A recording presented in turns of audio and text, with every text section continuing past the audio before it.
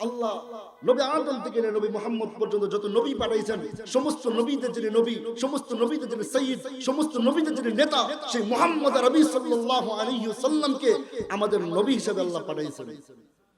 নবী আদম থেকে নিয়ে মুহাম্মদ আরবি পর্যন্ত যত আসমানি কিতাব আল্লাহ জমিনে পাঠিয়েছেন, সমস্ত আসমানি কিতাব থেকে সর্বশ্রেষ্ঠ আসমানি কিতাব যেটা আল কোরআন, সংবিধান হিসেবে মানব জীবনের চলার নিদর্শন হিসেবে আল্লাহ সেই কোরআন আমাদের জন্য কবুল করেছেন।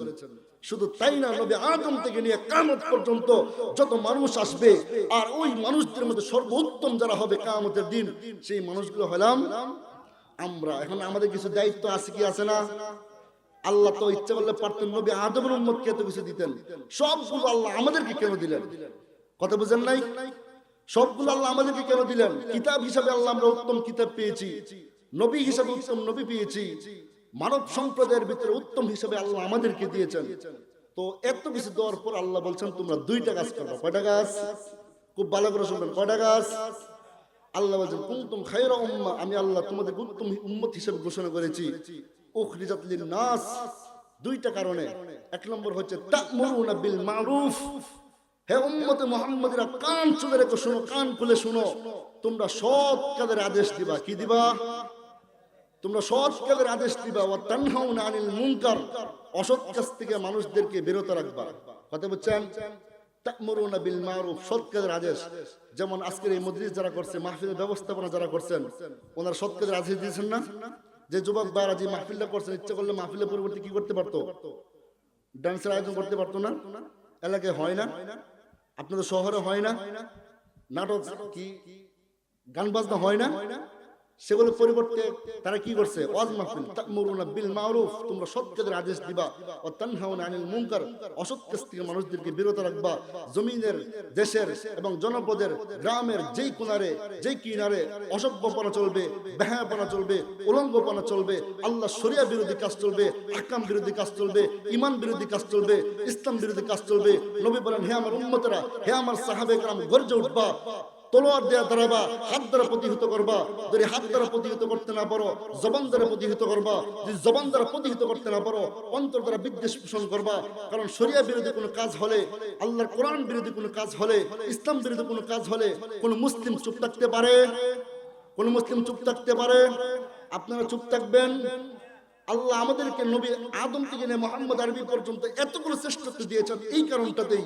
কারণ নবী মুসা আলাইহিস সালাতু ওয়াস সালামের জামানায় যখন আল্লাহ জিহাদের আয়াত নাযিল করলেন, নবী মুসা বললেন হে উম্মত তোমরা চলো জিহাদে যাই, আল্লাহ জিহাদ ফরজ করেছেন।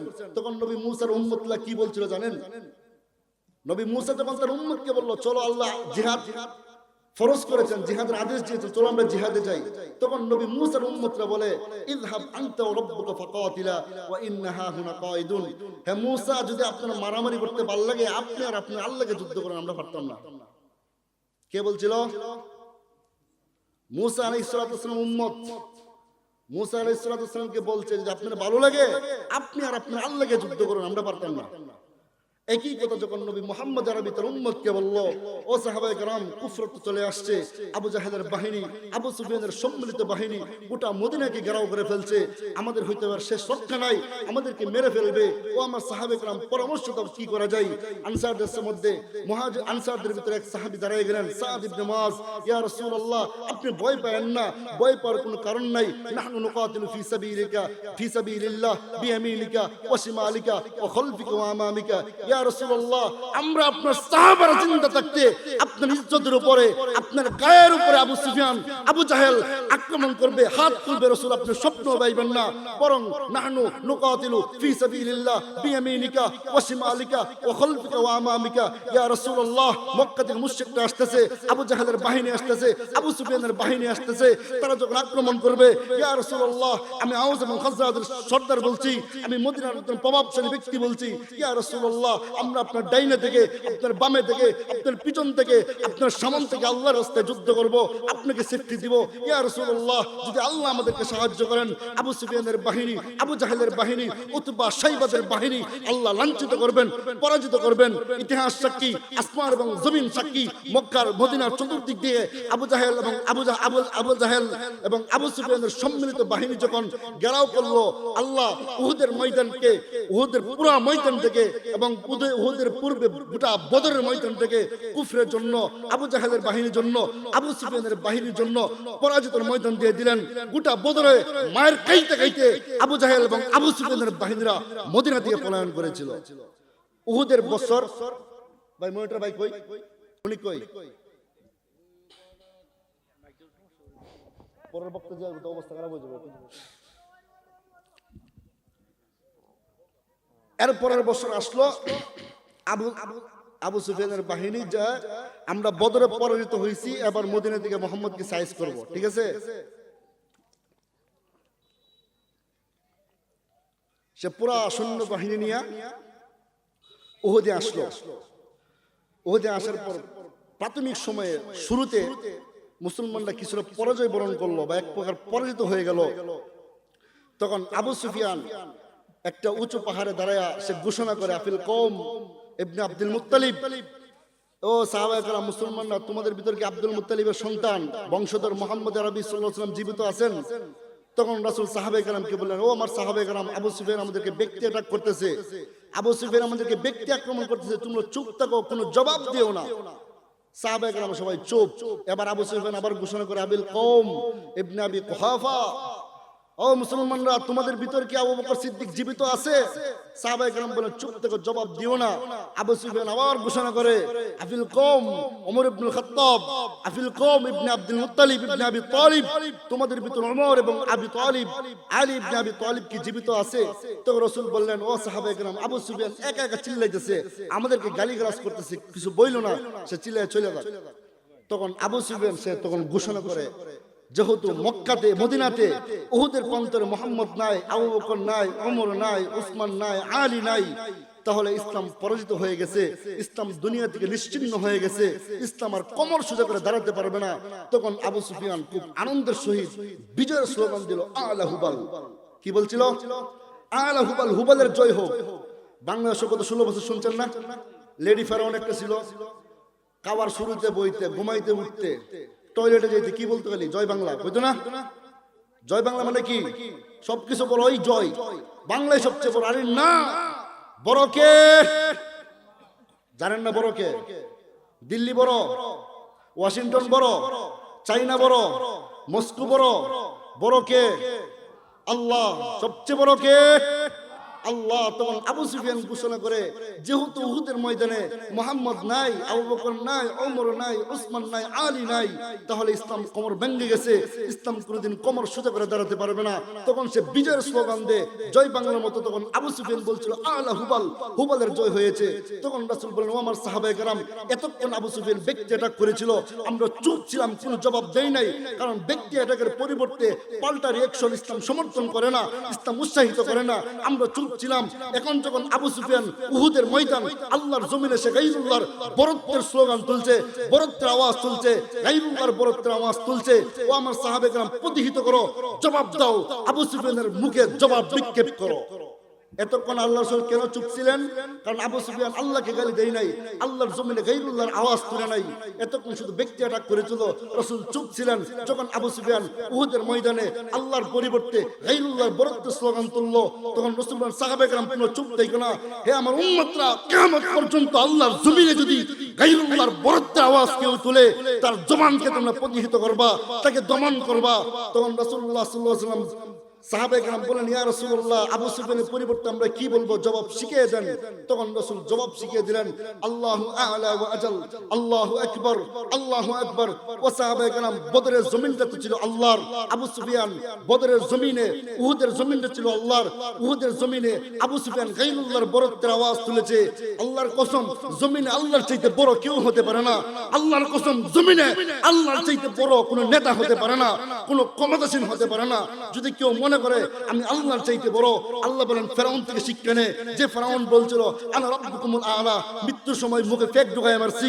আল্লাহ বলেন জমিনে কেউ যদি আল্লাহর চাইতে বড় মনে করো, নমরুদ থেকে শিক্ষা নে। বাংলাদেশের জন্য আল্লাহ শিক্ষা দিয়েছেন, যদি এই ভূখণ্ডে কেউ মনে করে সে আল্লাহর চাইতে বড়, বিগত 16 বছরের লেডি ফেরাউন হাসিনা থেকে শিক্ষা নাও। সব কিছু ইসলামের শত্রুরা, আল কোরআনের শত্রুরা, নারে তাকবীর। 16 বছর এমনভাবে দেশকে সাজালো, এমনভাবে সব কিছু স্ট্রং করলো, গোয়েন্দা সংস্থা তার, পুলিশ তার, প্রশাসন তার, এসএফ তার, যা আছে সব কিছু তার, এমনভাবে সে যখন কাস্টমাইজ করলো, তখন ঘোষণা দিল আল্লাহ রাব্বুকুমুল আ'লা। আলেমরা যখন তার বিরুদ্ধে কথা বললো, আলেমদের হাতে হ্যান্ডকাপ পরিয়ে দিল, পায়ে শিকল পরিয়ে দিল, গায়ে বুলেট প্রুফ জ্যাকেট পরিয়ে দিল, মাথায় হেলমেট পরিয়ে দিল, গরুর মতো চুরের মতো জামানার শ্রেষ্ঠ মানুষদেরকে, আলেমদেরকে চুরের মতো কোর্টে নিতে শুরু করলো। মানুষের সামনে অপরাধী হিসেবে, গাজাগুর হিসেবে, মালকুর হিসেবে উপস্থাপন করতে লাগলো। আল্লাহর আরশ কাঁপে উঠলো, ও জালেম, 16 বছর তুমি জুলুম করেছো, আমি ধরি নাই।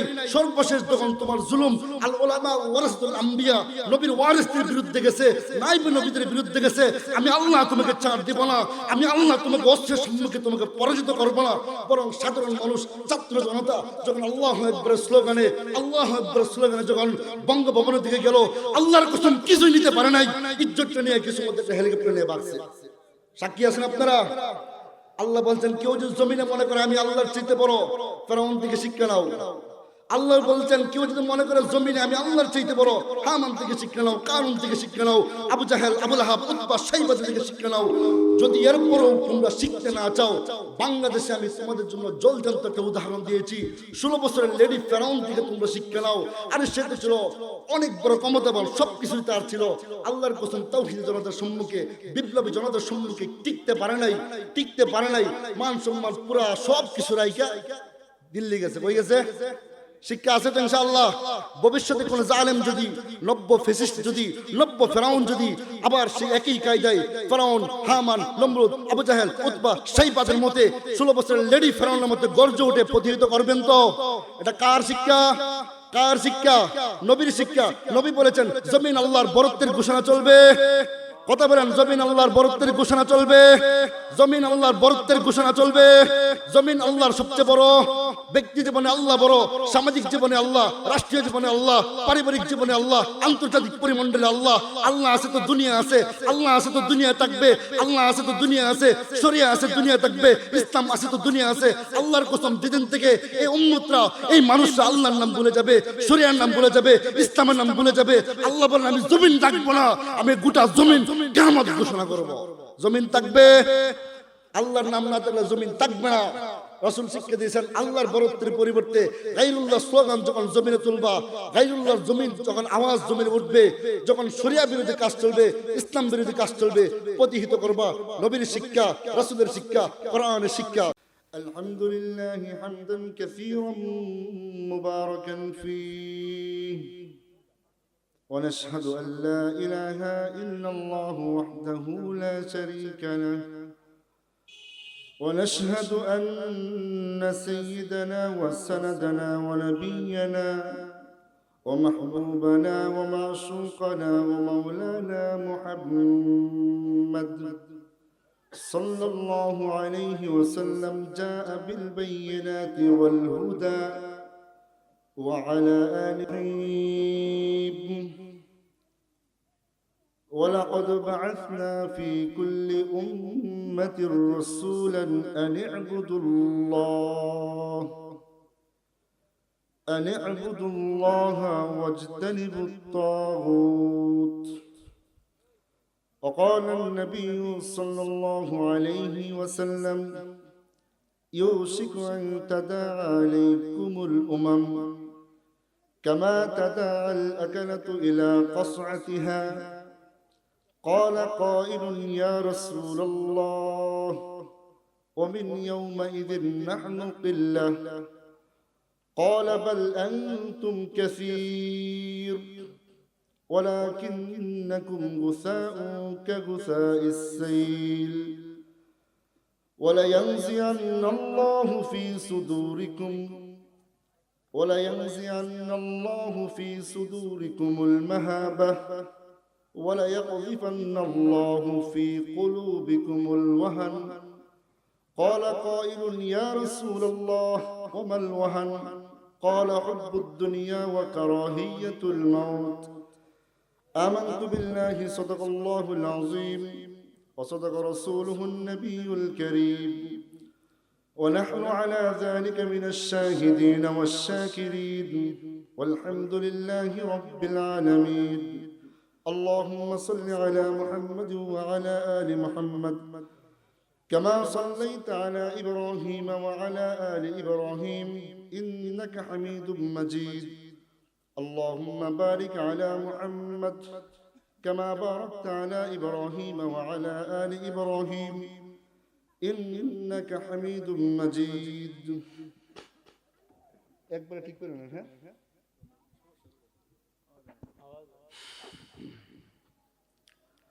আমরা মহান আল্লাহ রাব্বুল আলামিনের দরবারে লক্ষ কোটি শুকরিয়া জানাই যে আল্লাহ রাব্বুল আলামিন ফিতনা এবং ফাসাদের জামানায় কোরআনের মজলিসে কোরআনের তাফসীরের মজলিসে আসার এবং বসার ইসলামের নিয়তে কথা বলার আমলের নিয়তে শোনার তৌফিক দিয়েছেন তাই কালিমাতুশ শুকর আদায় করি আলহামদুলিল্লাহ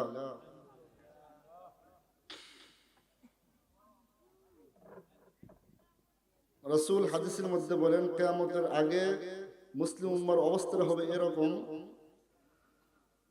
যে এই উম্মতের জন্য ঈমান ধরে রাখা আর হাতের মধ্যে জ্বলন্ত আঙ্গার হাতে ধরে রাখার মতো কষ্টকর হয়ে যাবে অর্থাৎ একটা লোহাকে যখন আগুন দিয়ে পোড়ানো হয় যখন উত্তপ্ত করা হয় তখন সেই লোহার টুকরাটাকে হাতে রাখা যতটুকু কষ্টকর হয় শেষ জামানায় মুমিনরা তাদের ঈমানকে ধরে রাখতে এর চেয়ে তার বেশি কষ্টকর হবে তো কোরআনের মজলিস হচ্ছে কোরআনের মাহফিল হচ্ছে আমরা যারা বাইরে ঘোরাফেরা করতেছি আল্লাহকে সন্তুষ্টির লক্ষ্যে আল্লাহ এবং তার রাসূলের সন্তুষ্টির লক্ষ্যে ইসলামের নিয়তে আমলের নিয়তে কোরআনের মজলিসে আমরা সকলে চলে আসি কারণ সহিহ হাদিসে রাসূলুল্লাহ সাল্লাল্লাহু আলাইহি ওয়াসাল্লাম বলেন আল্লাহর কিছু ফেরেশতা আছে রহমতের ফেরেশতা তাদের কাজ হচ্ছে গোটা দুনিয়াতে ভ্রমণ করবে আর দেখবে কোন কোন জায়গাতে কোরআনের মজলিস হচ্ছে কোরআনের মাহফিল হচ্ছে তো এই যে মজলিসগুলোতে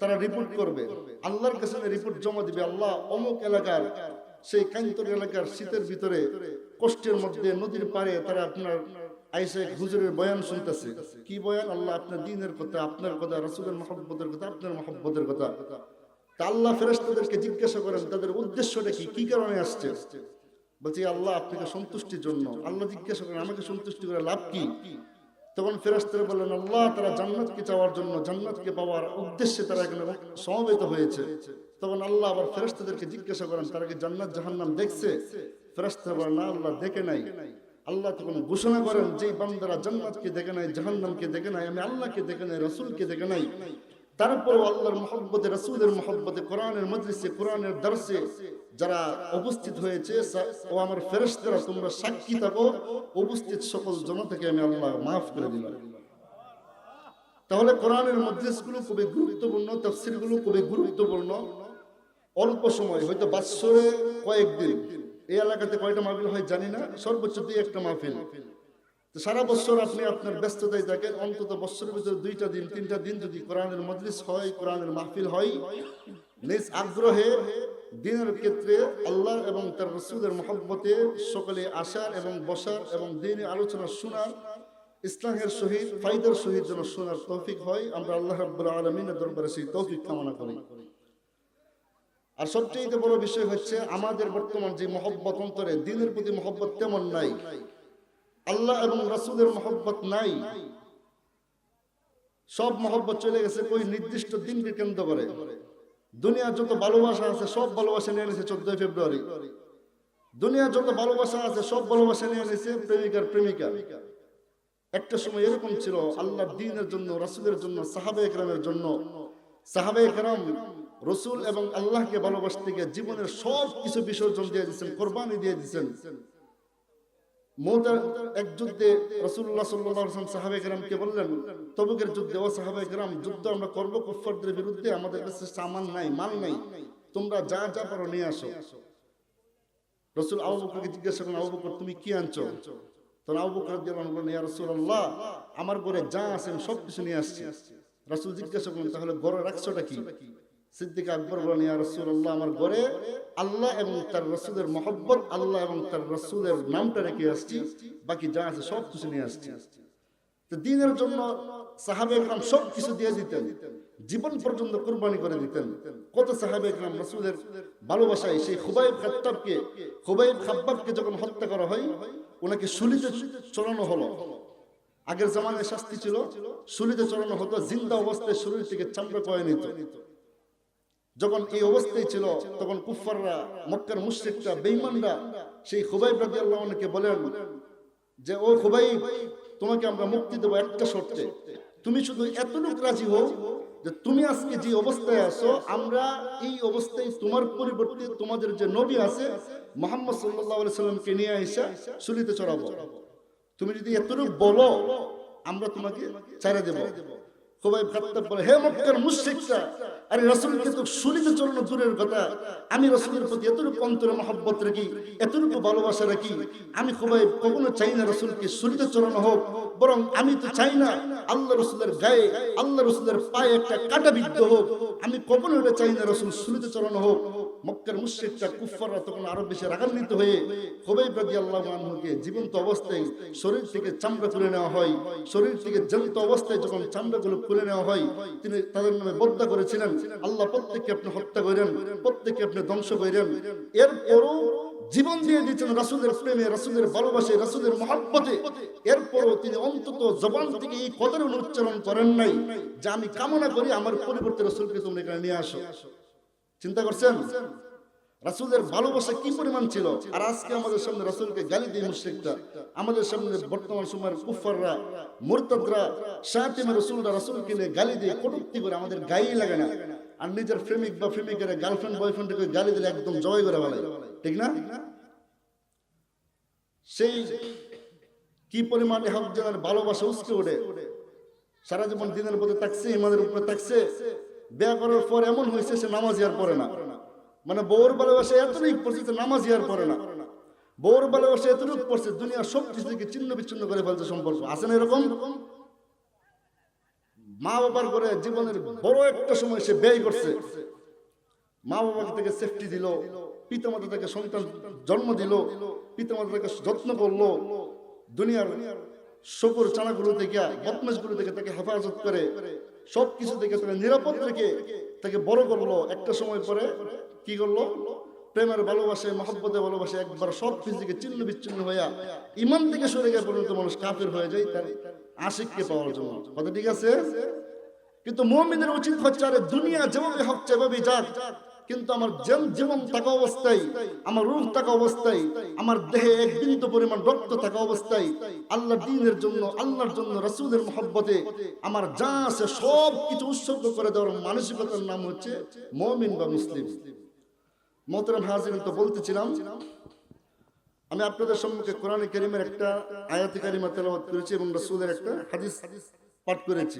কোরআন এবং হাদিসের আলোকে আমরা সংক্ষিপ্ত কিছু কথা বলবো ইনশাআল্লাহ, সময় খুবই কম।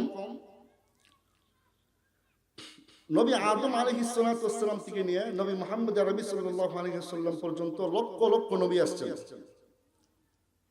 নির্দিষ্ট সংখ্যা কোরআন এবং হাদিসে নাই, তবে ইতিহাসে বিভিন্ন কিতাবে লেখা আছে যে নবী আদম থেকে নিয়ে মুহাম্মদ আরবি সাল্লাল্লাহু আলাইহি ওয়াসাল্লাম পর্যন্ত কয়েক লক্ষাধিক নবী আল্লাহ দুনিয়াতে পাঠিয়েছেন উম্মতের হেদায়েতের জন্য।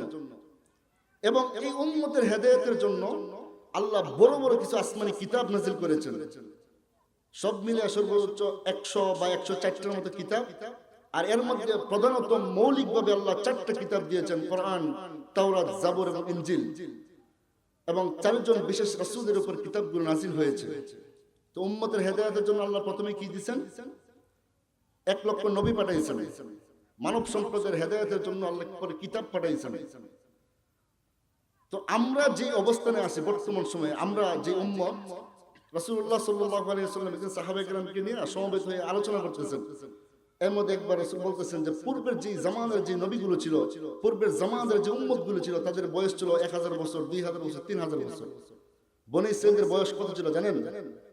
1500 বছর, 2000 বছর। বনী ইসরাঈলের এক বড় আলেম ছিল, 1500 বছর, 2000 বছর টানা ইবাদত করছে। সব কিছু ছেড়ে যা পাহাড়ে চলে গেছে, 2000 বছর টানা আল্লাহর ইবাদত করেছে। আমাদের বয়স কত? 40-50, সর্বোচ্চ 60। এর ভিতরে আমরা দুনিয়া থেকে বিদায় নিয়ে নেই। কিন্তু বনী ইসরাঈলরা 1500 বছর, 2000 বছর খালি আল্লাহর ইবাদতই করত। 100 বছর, 200 বছর যাওয়ার পর সে বালেগ হইত। তো সাহাবায়ে কেরাম মনঃপূর্ণ হয়ে গেলেন, ইয়া রাসূলুল্লাহ, তাহলে কি কিয়ামতের দিন এই উম্মতে মুহাম্মদীর চাইতে বনী ইসরাঈলরা কি বেশি সম্মানিত হবে আল্লাহর কাছে? কারণ আমরা ইবাদত করলাম কয় বছর? 10 বছর 20 বছর সর্বোচ্চ, আর পুরা জিন্দগি বয়স গুলো মাত্র 60 থেকে 40 থেকে 60। বনে ইসরাইলরা তো 2000 2500 বছর ইবাদত করছে। তখন সাহাবে কেরাম কেমন যেন মনঃক্ষুণ্ণ হয়ে গেলেন। তখন আল্লাহ কোরআনে আয়াত নাযিল করছেন, হে রাসূল আপনি আপনার সাহাবে কেরামকে সান্ত্বনা দেন, বনে ইসরাইলরা 2000 বছর ইবাদত করেছে, আপনার উম্মত 2000 বছর ইবাদত করতে পারবে না, করারও প্রয়োজন নাই। ইয়া রাসূলুল্লাহ আপনার সাহাবে কেরামকে সুসংবাদ দিন, বনে ইসরাইলরা 2000 বছর ইবাদত করেছে, সব পেয়েছে। আপনার উম্মতের জন্য আমি আল্লাহ এমন এক রাত দিয়েছি, যদি এই রাতে ইখলাসের সহিত আমলের সহিত যদি আমি আল্লাহকে ডাকে, আমি আল্লাহর ইবাদত করে এক রাতের ইবাদত আমি আল্লাহ 1000 মাস ইবাদত চাইতে আরো বেশি ভাবে কবুল করব। সেই রাতটা কি জানেন? কোরআনে আয়াত, ইন্না আনজালনাহু ফি লাইলাতুল কদর। হে রাসূল আপনি কি জানেন আমি আপনার প্রতি লাইলাতুল কদর নাযিল করেছি? ওমা আদরাকা মা লাইলাতুল কদর। হে রাসূল আপনি কি জানেন লাইলাতুল কদর কি? লাইলাতুল কদর খায়রুম মিন আলফি শাহর। হে রাসূল আপনার সাহাবায়ে কেরামকে সুসংবাদ দিন, যারা বনে ইসরাইলের 1000 বছর ইবাদতের কথা শুনি না বেহাল হয়ে গেছে, মনঃক্ষুণ্ণ হয়ে গেছে। হে রাসূল আপনি সুসংবাদ দিন, লাইলাতুল কদর খায়রুম মিন আলফি শাহর। বনে ইসরাইলরা 1000 বছর ইবাদত করছে, 1000 মাস ইবাদত করছে, আপনার উম্মত 1000 বছর ইবাদত করতে পারবে না, 1000 মাস ইবাদত করতে পারবে না। লাইলাতুল কদর খায়রুম মিন আলফি শাহর। লাইলাতুল কদর আমি আল্লাহ দিয়েছি, এমন একটি রাত্রি দিয়েছি যে রাত্রে আপনার উম্মত যদি মাত্র একটা রাত ইবাদত করে, একটা রাতের ইবাদত আমি আল্লাহ এমন ভাবে কবুল করব, বনে ইসরাইলের 1000 মাস ইবাদতের চাইতে আমি আল্লাহর উত্তম ভাবে এক রাতের ইবাদত কবুল করব। শুধু তাই না, আল্লাহ বলেন হে রাসূল আপনার সাহাবায়ে কেরাম কিয়ামত পর্যন্ত মুমিনদেরকে সুসংবাদ দিন। নবী আদম থেকে মুহাম্মদ আরবি পর্যন্ত লক্ষ লক্ষ নবী আমি আল্লাহ দুনিয়াতে পাঠাইছি। হে রাসূল আপনার সাহাবাদেরকে সুসংবাদ দিন, কিয়ামত পর্যন্ত আপনার উম্মতদেরকে সুসংবাদ দিন। নবী আদম থেকে নিয়ে মুহাম্মদ আরবি পর্যন্ত যত নবী আসছে, সমস্ত নবীদের সর্বশ্রেষ্ঠ নবী আমি আপনাকে আপনার উম্মতের জন্য দিয়েছি। আমাদের নবীকে কি নাম জানেন না? চিল্লায় বলেন আমাদের নবীকে। মুহাম্মদ সাল্লাল্লাহু আলাইহি ওয়াসাল্লাম। এভাবে না, আমাদের নবী হচ্ছে সর্বশ্রেষ্ঠ নবী। কি নবী? নবী আদম থেকে নিয়ে মুহাম্মদ আরবি পর্যন্ত যত নবী আসছেন, সমস্ত নবীদের ইমাম কে? আমাদের নবী। রাসূল বলেন আমি যখন মিরাজে যাব, আল্লাহ সূরাতুল বনী ইসরাঈলের শুরুতে বলছেন সুবহানাল্লাযী আসরা বিআবদিহি লাইলাম মিনাল মাসজিদিল হারাম ইলাল মাসজিদিল আকসা। আল্লাহ রাসূলকে প্রথমে মসজিদে হারাম থেকে মসজিদে আকসাকে নেওয়া হয়। যখন রাসূল মসজিদে আকসা, বর্তমানে যেটা ফিলিস্তিন, ইহুদিরা আমাদের ভাইদেরকে মারতেছে, সেই মসজিদ আকসাকে যখন আকসাতে যখন রাসূলকে নেওয়া হয়, তখন রাসূল গিয়ে দেখলেন নবী আদম থেকে নিয়ে ঈসা আলাইহিস সালাতু ওয়াস সালাম পর্যন্ত আল্লাহ যত নবী পাঠিয়েছেন সমস্ত নবীরা একত্রিত এখানে। তো সুন্নত হিসেবে আল্লাহর পক্ষ থেকে আদেশ আসলো, জিবরাইলের মাধ্যমে বললেন যে সমস্ত নবীরা 2 রাকাত নামাজ পড়বে। কি পড়বেন? এখন নামাজ কে পড়াইবেন? কারণ সকল নবীরা সমান। সকল নবীরা কি? এখন আমরা 4 জন হুজুর আছে এই জায়গায়, নামাজের টাইম হয়েছে, ইমাম যদি নির্দিষ্ট না থাকে ইমামতি কে করবেন? তা আলেমদের শান এটা না, আমি আকবরে ইমামতি করব, বরং অন্য জনকে দিয়ে দিব, হুজুর আপনি পড়ান, হুজুর পড়ান না, হুজুর আপনি পড়ান না, হুজুর আপনি পড়ান। এটা হচ্ছে হুজুরদের একটা আদত বা একটা আদব। তা নবী, সমস্ত নবীরা তো সমান, লা নুফাররিকু বাইনা আহাদিন মিনহুম। আমরা কোন নবীর ক্ষেত্রে ক্লাসিফিকেশন করি না, কোন নবীর ক্ষেত্রে আমরা শ্রেণীভুক্ত করি না। উনি হচ্ছেন বড় মাপের নবী, উনি হচ্ছেন ছোট মাপের নবী, উনি হচ্ছেন বড় আলেম ওয়ালা নবী, উনি হচ্ছেন কম ইলম ওয়ালা নবী, এরকম না। লা নুফাররিকু বাইনা আহাদিন মিনহুম। হে রাসূল আপনি উম্মতদেরকে জানিয়ে দেন সমস্ত নবীদের প্রতি ঈমান আনতো। আমাদের রাসূল, আমরা সমস্ত নবীদের, সমস্ত রাসূলদের প্রতি, সমস্ত নবীদের প্রতি আমরা ঈমান আনছি। লা নুফাররিকু বাইনা আহাদিন মিনহুম। কোন নবীকে আমরা গালি দেই নাই, কোন নবীকে আমরা শ্রেণীভুক্ত করি নাই। উনি বড় নবী, উনি ছোট নবী, বরং সমস্ত নবীরাই সমান। এখন ইমামতিরা করবে নাকি? সমস্ত নবীরা লাইনে দাঁড়াইছে, 2 রাকাত নামাজ পড়বে। তখন জিবরাইল আলাইহিস সালাতু ওয়াস সালাম রাসূলের হাত মুবারক ধরে বললেন, ইয়া রাসূলুল্লাহ আপনি ইমামতি করেন। তা রাসূলের ইমামতির মাধ্যমে আল্লাহ সমস্ত নবীদের ইমাম হিসেবে আল্লাহ আমাদের নবীকে কবুল করেছেন। তাহলে সমস্ত নবীদের ইমাম কে? আমাদের নবী হযরত মুহাম্মদ সাল্লাল্লাহু আলাইহি ওয়াসাল্লাম। বললেন আমাদের নবী কি? আমাদের নবী হযরত মুহাম্মদ সাল্লাল্লাহু আলাইহি ওয়াসাল্লাম এবং সমস্ত নবীদের সাইয়্যিদ অর্থাৎ নেতা। আল্লাহ কোরআনে স্পষ্ট বলেছেন আমি আদম থেকে নিয়ে ঈসা পর্যন্ত যত নবী আল্লাহ দুনিয়াতে আমি পাঠাইছি, সমস্ত নবীদের থেকে আমি একটা ওয়াদা নিয়েছি, হে নূহ, হে আদম, হে ঈসা, হে মূসা, তোমরা দুনিয়াতে যাইবা। দুনিয়াতে যাওয়ার পর শেষ জামানে একজন নবী আসবে, যদি তোমরা সেই নবীকে পাওয়া যাও, তোমাদের নবুয়ত আমি আল্লাহ অটো ক্যান্সেল করে দিলাম, তোমাদের উপর ওয়াজিব হয়ে যাবে, ফরজ হয়ে যাবে তোমরা সেই মুহাম্মদ সাল্লাল্লাহু আলাইহি ওয়াসাল্লামের উপর ঈমান আনা। তাহলে আল্লাহ নবী আদম থেকে নিয়ে মুহাম্মদ আরবি সাল্লাল্লাহু আলাইহি সাল্লাম পর্যন্ত যত নবী পাঠিয়েছেন সমস্ত নবীদের শ্রেষ্ঠ নবীকে, জোরে বলেন, সমস্ত নবীদের শ্রেষ্ঠ নবীকে? আমাদের নবী মুহাম্মদ সাল্লাল্লাহু আলাইহি ওয়াসাল্লাম। আল্লাহ বলেন, হে রাসূল, আপনি উম্মতকে সুসংবাদ দিন। শুধু তাই না, আমি আল্লাহ নবী আদম থেকে নিয়ে আপনার পর্যন্ত যত আসমানি কিতাব নাযিল করেছি, সমস্ত আসমানি কিতাব থেকে সর্বশ্রেষ্ঠ যেই কিতাব, সর্বোত্তম যেই কিতাব আল কোরআন আপনার উম্মতের জন্য আমি আল্লাহ নাযিল করেছি। শুধু তাই না, তাওরাত, জাবুর, ইনজিল, আল্লাহ বলেন কোরআন নাযিল হওয়ার সাথে সাথে পূর্বের যত কিতাব ছিল, পূর্বে যে কিতাবের যে শরিয়া ছিল, পূর্বে যে কিতাবের যে আহকাম ছিল, আমি আল্লাহ সমস্ত আহকামগুলোকে অটো বন্ধ করে দিয়েছি।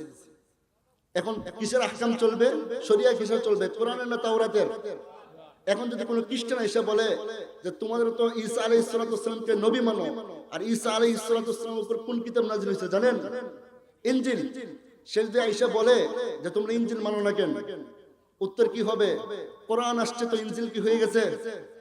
অটোমেটিক বন্ধ করে দিয়েছেন আল্লাহ।